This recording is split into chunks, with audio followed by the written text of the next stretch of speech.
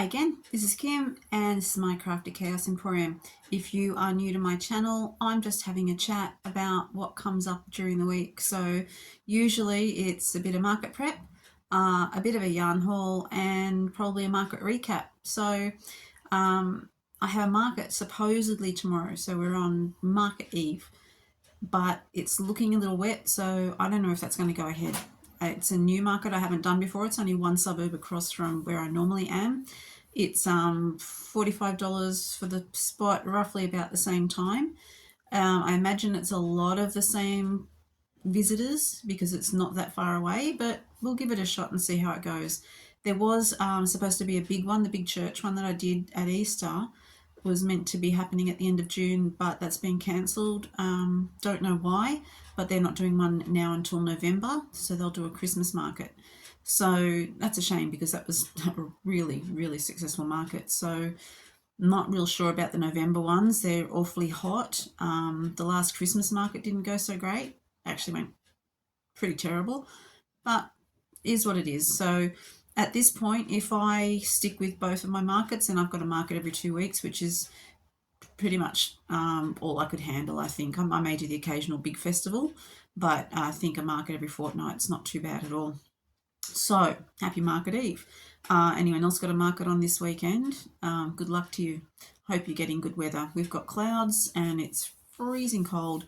I've got my gloves ready because setting up that gazebo in the early morning in winter is just horrendous because the metal is so cold. My fingers don't handle it. So I've got my warmers, I've got gloves, I've got everything ready to go. So this week hasn't been a great deal of market prep because, as you saw, I had a lot left over. I didn't sell a great deal last time. So that would be 2 weekends ago at my regular market. Didn't sell much there, but I did do a little bit of catching up. So I'll just walk you through what I have got. And I did do a little tiny bit of yarn shopping this morning. I went to Spotlight because they put an ad on my Instagram and I had to go and check it out because it looked like they had something new. When I got there, I couldn't find it. And then I stopped at another shop. If you're not local, if you are local, I went to Big W. If you're not local, I don't know, I guess it's like a Walmart-y kind of thing or maybe a Primark kind of thing. Not sure. But anyway, it's just a department store like Kmart. Not as cheap though. And they were advertising a new blanket yarn, but when I got there, there was zilch. So I did film that, but there's nothing to show you because they didn't have any. So it must be an online order thing, and I'm not online ordering from BW. Okay, so what have I made this week? So chicken, I showed you chicken last week, but he didn't have his proper head on. So chicken's all set to go. The only thing I might do with this one, I don't know if you can see it, but there's a gap there for some reason and a gap on the other side. So what I'm going to do is just to fill that with a little bit more of that yarn, just to plug the holes. But then chicken's ready to go. Just a little bit of blanket yarn there for a comb. So I'm loving this one. It's so soft and squishy. It's gorgeous yarn. Then the only other things that are going on my stall are one, and I'll probably do some more of these because they do go okay.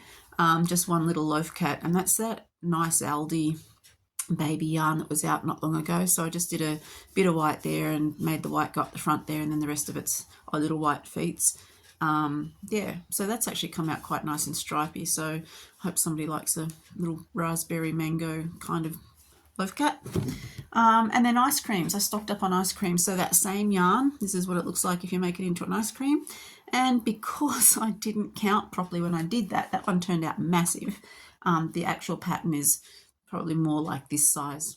So what I do with my ice creams is if they turn out a little smaller than they should, I add a little bit of cream or something on top so that, you know, people say, well, why are you charging the same for this as this? It's like, well, because this one has toppings, this one doesn't. So it just, you know, value for money, I guess. But that's the Aldi yarn. Turned out really cute, like that one. This is one of these. This is one of these ones behind me that I got from the mill ends at Spotlight, and I absolutely love it. They look like this. So I've done something in that recently, but I don't know what it was. Anyway, so that's the pink and orange one, and it's turned out really nice. It does have a bit of a stripe in it, but nobody cares because it's an ice cream with a face.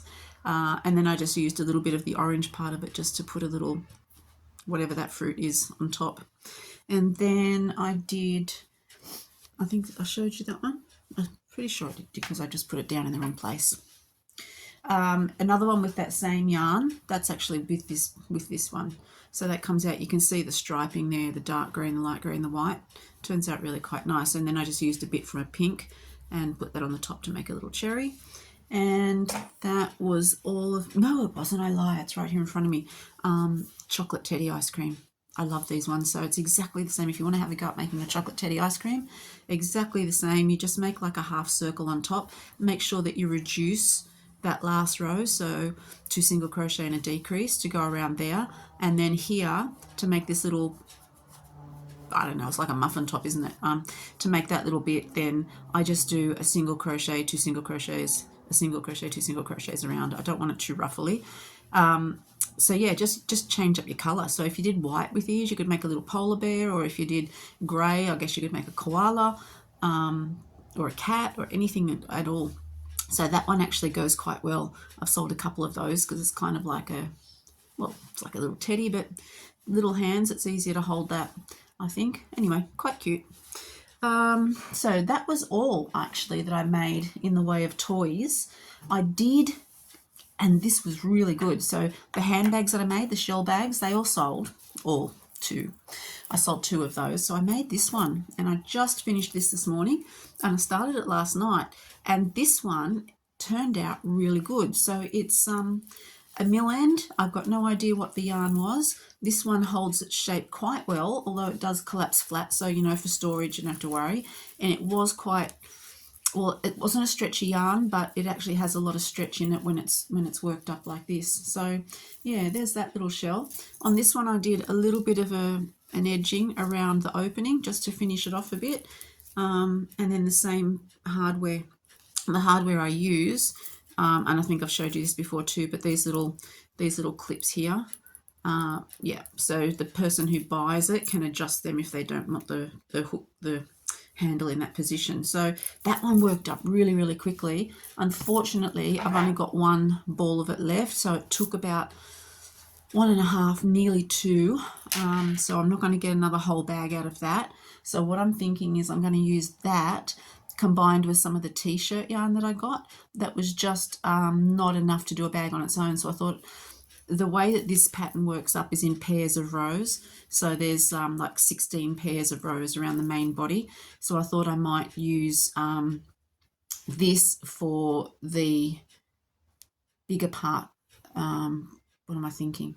For the so one of the rows is like half double crochets and double crochets, and then the row back is just single crochet. So I'm thinking whichever yarn I've got the least of, I'll use for the single crochet. So it might end up a little bit stripy, but really a nautilus shell and a seashell is stripy anyway. So yeah, and it's really nice. So that yarn, like I said, I've got no idea what it is, but I don't know if you can see it.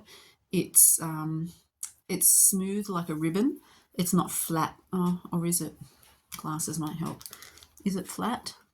It's a little bit flat, and it's got a bit of a gold thread through it. I know you can't see that too well there. Excuse my hands. I've like I said, I fell last week, and so I look like I've punched somebody in the face. And not that I didn't have a list of people, but yeah, I didn't punch anyone in the face.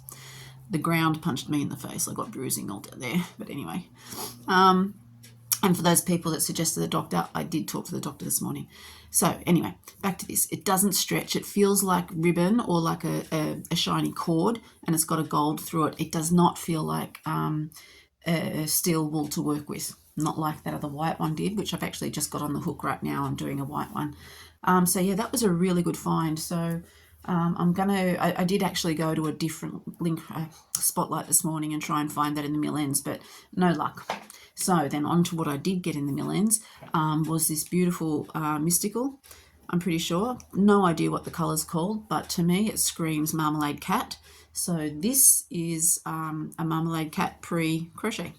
And I haven't got to that yet, but if I can get my handbag finished, I might, because the time that it takes me to make a marmalade cat that I'd sell for maybe $10, $15, I could get half a bag, and those went for $80.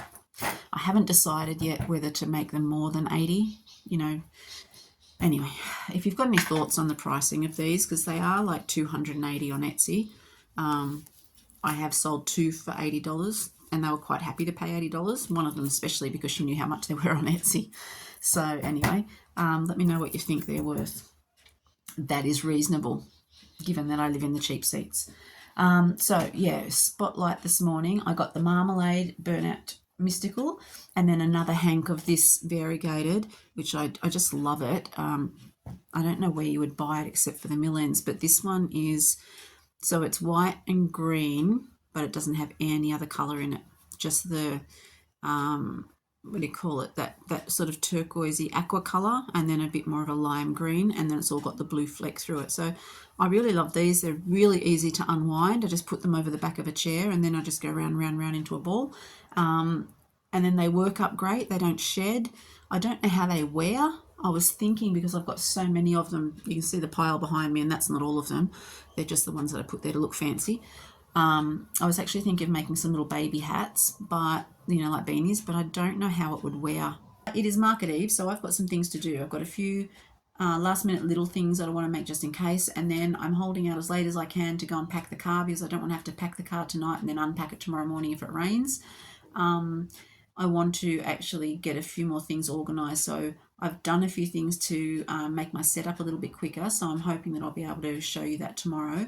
If not, I'll catch you up with that afterwards. So yeah, that's me for today, Friday afternoon out, and I will catch you probably in the morning when I'm getting ready for markets. See you later. It's now Sunday afternoon. Markets was yesterday. It went off okay. For a new venue, it wasn't too bad. I did hear that it was a very quiet day, so one of the girls from another stall came along, and she said that it was quieter than usual, and this time of year it does get a bit quieter, probably because it's so cold. And she said don't let that be a barrier to coming back again. She said it's often her best market, so we'll give it another shot and see. It's only $45, so that's not too bad. And it is run by a charity, so I don't mind the $45 for that. So my goal was to set up in less time than what I've been doing, and it's been a ridiculous amount of time. It's been about 3 hours, and so I've shown you what I put into place to try and speed that up a little bit. And so I'll just show you a little bit of footage that I took at the markets, and then you can see for yourself how that turned out.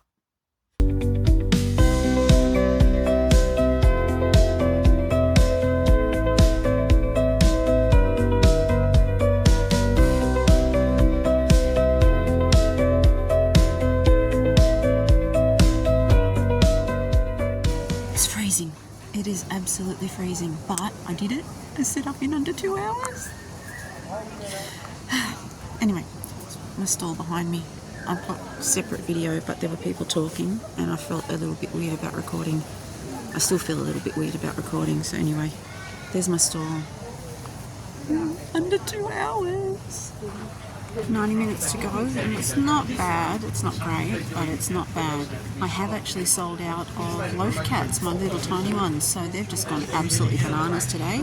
And I just put some stuff into Lucky Dips, and I should have done that earlier because I've sold like 4 Lucky Dips in about 5 minutes. So hour and a half to go, and it's looking okay. Not only did I get under 3 hours, I got under 2 hours. Under 2.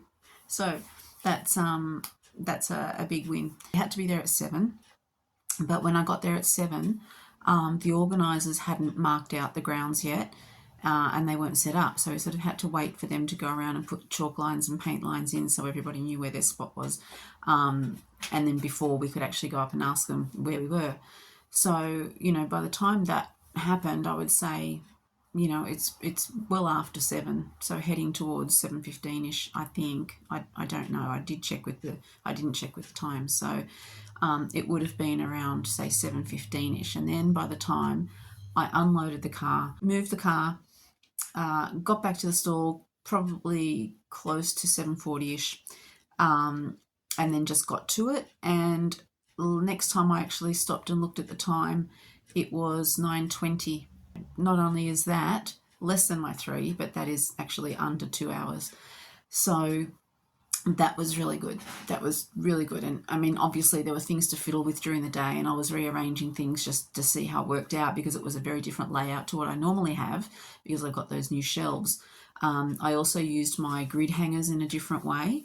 And that itself was an issue because I noticed during the day that the side of the gazebo, the metal framework that expands in between the two legs, was actually tipping inwards into inside the gazebo. And that was from the weight of the grids. So I did move a couple of them and spread the other ones out to balance it a little better. So I'm going to have to watch that.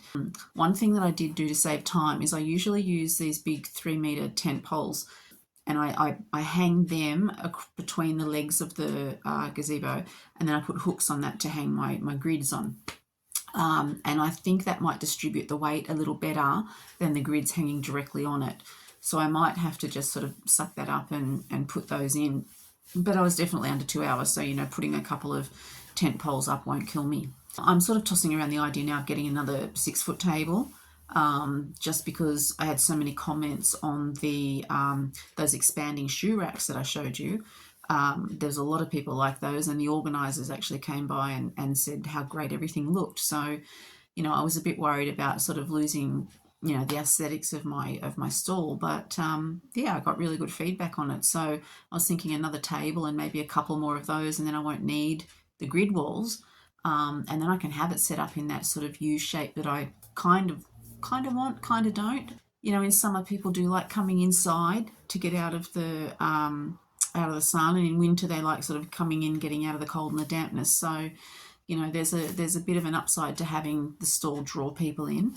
And it's really nice too. Some people come in and they just sort of stand there and turn in circles and look at everything, which is really encouraging. So I wouldn't like to lose that. And I've also got it set out in a way where I can take a lot of people inside. They can be looking in a few different places at once.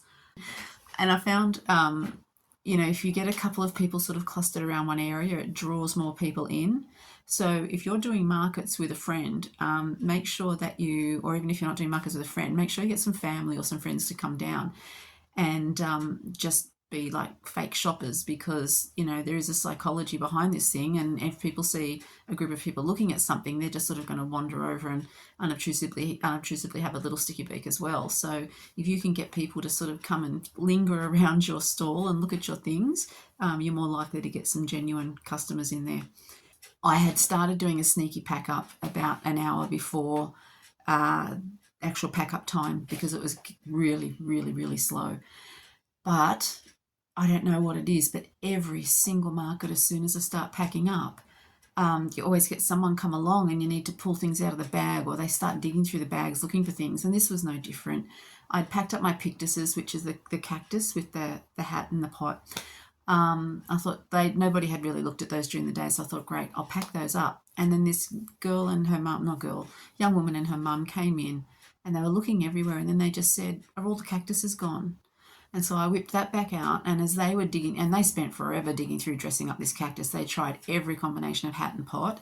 And as they were doing this, other people sort of started coming over to see what they were doing, and so I ended up selling 2 of those last minute, which was great. And a very last minute sale too for one of them was a young girl came in with her dad, and he was like, do you want this, do you want that? And he's pointing to everything, and she's like, yes, yes, yes. And he's like, okay, well, you've got $40, spend your $40. And so she picked out a few different things, and then he saw that I had some lucky tips on the counter, and he said, oh, let's just throw one of those in. And she said, no, hang on a minute, that's not coming out of my $40. He's like, okay, fine, you can have 50. So they ended up collecting $50 worth of stuff. They were $3 short. So he said, you got something for $3. So I said, look, just grab a keyring. My keyrings are $5. And we bumped it up to 50. I don't know why he wanted to make it an even 50, because he was paying by card anyway, but I'm not going to complain. So that was a little bit of fun. So yeah, the sales during the day were a little slower than normal. In the end, I did sell 32 things, which is up from the last few times. And that's around about my average. So I'm okay with that. Except that not that it's an issue, but at this market, it was all small things. So the total value of sales wasn't up near. It was about $100 less than what I usually get. So I did keep a running record of it, but I feel like at 1 or 2 points I might have kind of lost track of that when I was juggling a couple of people at once. So my notes here are telling me that I got 250 for the day.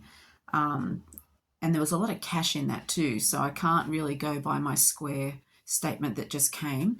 There were a lot of cash payments. That was lower than usual, but it was actually more than I expected when it started off really slow. So yeah, I'm going to give it another shot. The next one is on the middle weekend in the school holidays, and that's not usually a great time because families are away. So, you know, a store like mine is mostly targeted to kids. So that means that I won't get too many people come by. I'm not really sure about how it works, but I'm hoping that the kids' sports are still on in the middle weekend of the holidays, so soccer and things like that, because a lot of people come on their way to or on their way from soccer. So let's have a look at what's sold then. From my fancies, absolutely nothing. Not a single jellyfish, although people came and looked and touched the jellyfish. So yeah, nothing out of that group went at all. So then I'll start from the bottom up, and only, I don't even need, oh, do I need? Yes, I do need these. From the bottom up then, only 5 key rings. So that was really, really slow for key rings, like really, really slow.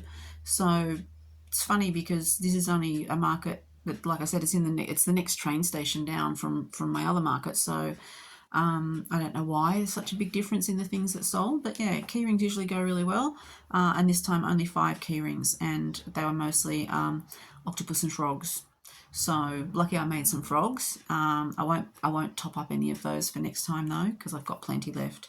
The next thing was my pocket group. So that's the next size up, and that's the size that I'm downscaling on. So what I did was I kept the loaf cats, I kept the frogs, and I kept the octopuses in that category. Everything else that was suitable, I put into a little bag and made that into a lucky dip. And I made a sign that said $8 value for $5 chance.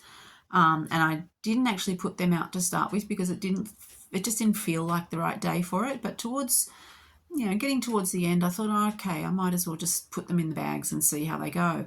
And I sold 4 straight away, which was fabulous. So that was really good. So I just kept putting, as they went, I just put a couple more things in there. So I ended up selling 7 lucky dips, which was great.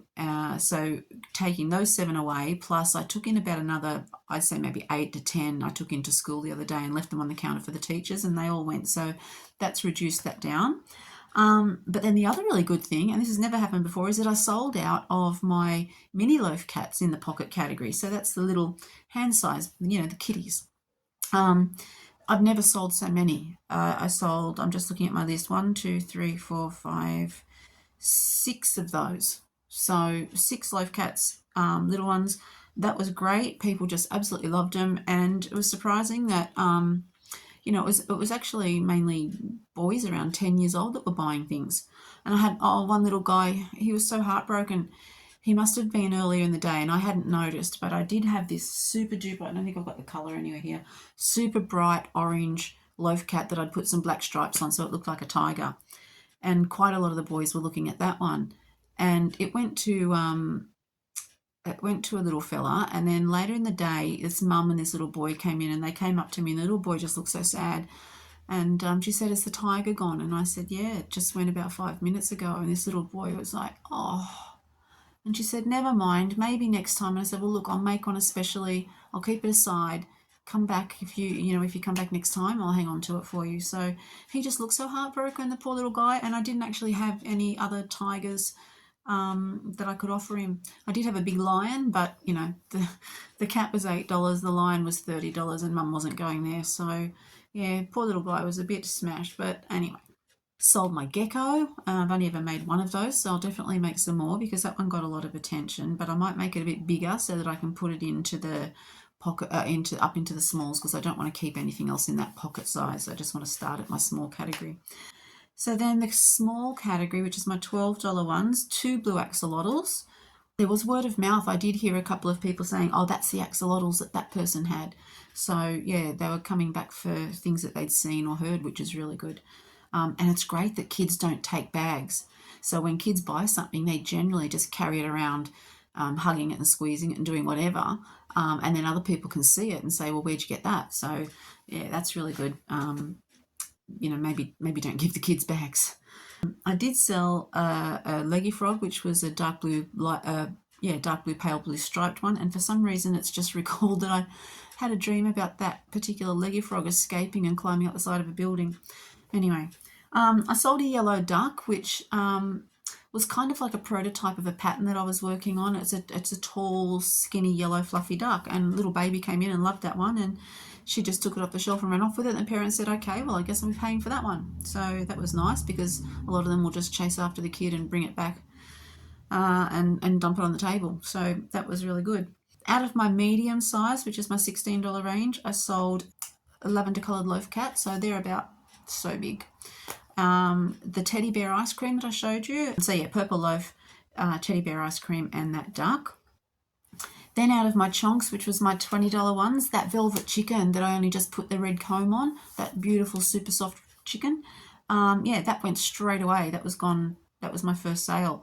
And then a green turtle, so one of the turtles that's in this variegated yarn that I got from this one here, that's from the mill ends. So one of those, and the mermaid that I did one day and have never made again. So might have another go at a mermaid, because they were very stoked with that one when they saw it.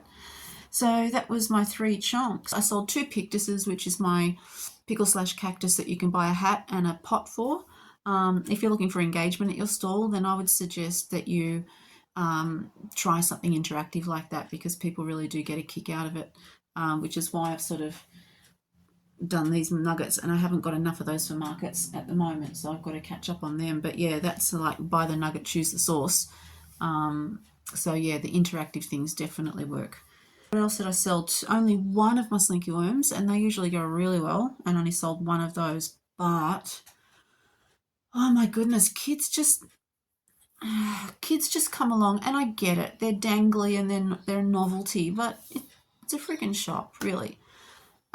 They just grab the slinky worms and they yoink them. And so because they're on they're hanging on a hook and they've got a slinky in them, they bounce all over the place. So then they bounce into each other and they get tangled. And then some of them bounce so hard that they actually lob themselves off the clip and then on the ground. And then we're on the grass, and because it's like a public park, it's mostly dirt.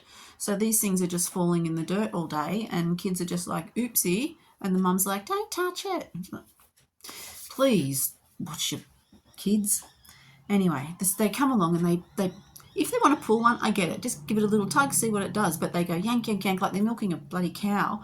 And then these slinkies are just flinging all over the place, and it annoys me a little, which is really easy to do. So that's everything. 7 lucky dips. That's all the things that I sold, as well as the slinky worm ending up in the dirt. I had in my fancy chonks an apricot coloured cat, which I've shown you a while ago. I'll see if I can find a photo of it. I'll stick it up here. The apricot coloured cat, and I think it's called spring duck. So it's a relatively big yellow duck, and it has red gumboots and a little rain hat on. And for some reason, kids just kept knocking those things into the dirt, to the point where I have a feeling that the cat, which is like a pale apricot, that Aldi, the Aldi baby yarn in the pale apricot, and it's got little white toe beans on it. I don't know that I'm going to be able to sell it. I'm going to have to give it a really good look over, because it just hit the dirt so many times, and kids were just like, oh no. And the parents are like, oh, put it back. Buy the damn thing if you're going to wreck it. Honestly, I'm going to have to put a sign up. I know Robin was testing out a few signs at her market, so I might have to catch up on her videos and see how they worked. But yeah, I do have handle with care signs, but people don't read the signs because they can be holding something that has a price tag on it and ask how much it is. I'm getting too old for people to be too dumb. Anyway, so yeah, that was a market. So I'm thinking around 250, possibly 270. Not great, but not hideous. I'm gradually whittling down that pocket section. The setup just worked a treat. Still took longer than I would like, but I've got to be reasonable. It's going to take a while to get things set up. I need a bit more practice in setting up those bamboo shelves that I got, because there's a way that you flip the shelf down and it braces against a little bracket so that they don't collapse on themselves, and you've just got to get that right. So I've just got to get a little bit faster at those, and they are a bit stiff, and I'm a little bit cautious because there's some rough spots and I don't want to get splinters. I enjoy having splinters because it's fun to pull them out, but I don't like getting splinters. So yeah, I was a bit funny with those shelves. But yeah, I think everything worked out really good. Packing up wasn't too bad. So overall, pretty good day. So another market in 2 weeks at my regular place. That'll be on the 28th of June, weather permitting, because we are in the middle of a freezing cold time. A little bit of rain as well. Then, so that's my normal Revesby craft markets in the park at Revesby Station. If you're a local and want to pop down, please do. Then, yeah, this next one is on the 14th of July, and that will be mid-holidays, and that's back at Panania Library. There's another one coming up at a high school, but I'm not sure about that one. It's a very short evening one. It does have a relatively long bump in time, but it is nighttime and it's really cold. And it's actually at the end of August, so it might not be too cold, but it will need lights. And I don't really actually have any lights that would be suitable for a market, and I don't want to go buy them. So yeah, I'll probably still be thinking about that one. There are another couple of markets that I'd like to try out, but not until after winter, because a lot of them shorten their bump in times in winter so that the workers don't have to get there too early. Like this one yesterday started at 7 and they would not come any earlier because of the cold, and I don't blame them, because in the car on the way in it was 8 degrees, and setting up was just the cold of everything. And then because the grass was damp, my shoes were kind of, I did try to wear something that I thought would get me above the moist grass, but my shoes must have got a bit of damp in them because my toes were just frozen the entire day. I even had some of those, those hand warmers that have the little metal thing and then you snap it and they heat up. So I snapped those and stuck them on top of my feet, but it didn't help at all. So next time I go back there, I'm going to be very well prepared for the freezing cold. I was thinking about gum boots, but gum boots are really cold to wear. So unless I have lots of socks on under those. So anyway, the main issue was the pack up. Pack up's already sorted, so I'm really happy with that one. So then I don't have a lot to do for the next markets, except for I want to stock up on the little loaf cats, because what I'm going to do is make them just a little bit chunkier so that I can put them into the small category instead of into the pocket size. So that's what I've been doing since I got home from markets yesterday. So I'll just show you these ones. Now this guy turned out the smallest. Here's the Aldi. That one's the Aldi baby yarn, and that's only, well, you can see how big it is. It's quite small, but super duper cute. And I've used up these hologram eyes that I got from Temu, the ones that I can't put the backs on. So I'm just using regular backs for those, and that looks quite cute. So you can see the difference between that and the other yarn. So same size hook, just different yarn. No, actually that is 2 together. So when the chenilles are a little bit thinner, I'm putting 2 together to make them bigger. So that was this one here from that Hank, and and some of some really thin white chenille. So that was with a 7mm hook, which is my favorite hook, and it makes a nice big fat chunky cat. Look at his butt. He's quite cute. And again, some glitter eyes. No, that one's got hologram eyes. And so then I did this one. So Motivera at Spotlight does this glitter yarn, and I had a ball of it, and honestly it just killed my fingers, so I've really not bought it again. But I bought this purple one because I could not buy it. I have to. I don't know if you can see the sparkles in it. I think you can a little bit there. Anyway, so I bought that purple yarn, and I had actually no issues with that one today. I mean, it's not super smooth, but it wasn't as hard to work with as the last one. So there's a little purple loaf, and it's got hologram eyes. And then the last one is this gorgeous, what do you call this one? The Burnout Mystical, that orange one, and all the different tones of orange that was just screaming marmalade cat. Yeah, it turns out it is a marmalade cat in there after all. And that one's got little gold glitter eyes too. So that's me getting ready for moving my cats over to the small category. But yeah, you can see the difference in size with this little dude. So I'm not sure. I might put that one in a lucky dip, or I might do something else with it to bump it up to make it the same value as the others. So that's it. That's done. Marcus is finished. I have nothing else to share with you, and it's absolutely freezing in this room, which is why I'm always sniffling. So I'm off to get warm. I will see you in the next video, which will be in a few days' time, because I've got to do that tag that Litza, I've got to do that question series that Litza tagged me in, and it's half done, and I'll get the rest of that done later.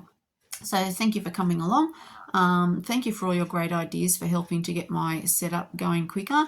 And I'm pleased to say that I was successful this time with a little bit of your help. Thank you, everybody, and I hope you have a great week, and I'll see you again soon. Bye.